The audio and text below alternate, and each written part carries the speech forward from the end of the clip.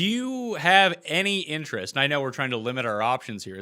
You can't play everyone type of thing. You really want to be particular, especially at an event like this. Yeah. But DJ, Rom, Xander, like Xander's done well in no-cut events. I mean, 3 of his 4 wins have come in that sort of format.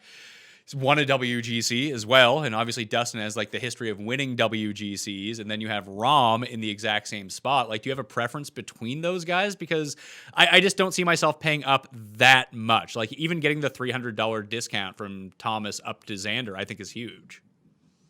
Yeah, and I definitely agree on Xander. The approach I've taken with like Xander and Rory is, I'm just going to play the guy who's like down a little bit in the odds. Like last week, I tried to, I put a little outright on Xander. His odds were back up to like 1,600, which is massive for Xander these days.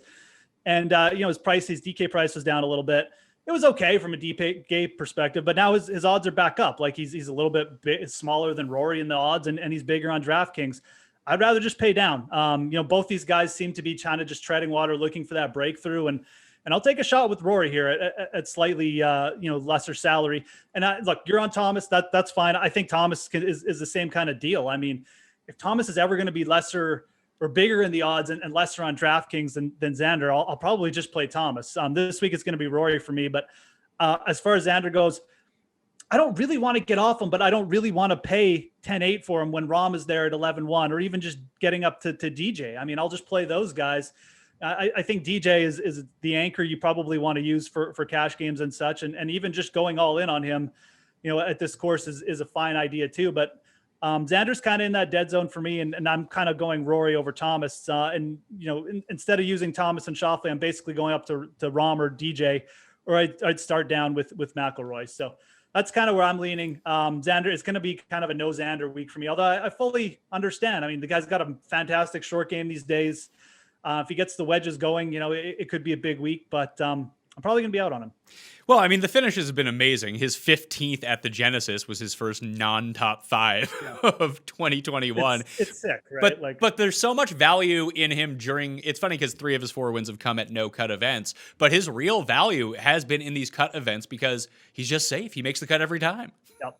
Yeah. Like last week, it's exactly like last week. If you played him over all those other guys, I mean, you still had a good week, or you could have had a good week. You could have won last week with Xander in your lineup. I guess because I used Thomas and I used Bryson. That did not work out whatsoever. That was bad news, Geoff. I went over my $200 review lineup, and I think I played Bubba in that one, but I had a 4 of 6, and the 2 guys that missed the cut were my 2 good guys. Yeah, I mean, that's the kind of week it was, right? Like, you need to nail the guys like Wyndham Clark and people last week. I had Wyndham Clark. I mean, that makes it even more frustrating. But as far as Xander goes, I think you're right in this type of event. That's why I keep bringing up Rory and like Bryson. I would rather go for the gusto. Like, you need the winner here. So I feel like the upside is still better with Rory and Bryson. Like, they're still the better upside plays compared to Xander. Xander's great for treading water. He's playing so consistent just across the board, but I'll take that upside with guys like Rory and Bryson this week. You get a little bit of a discount. The ownership's not going to be huge on either one of those guys, I don't think.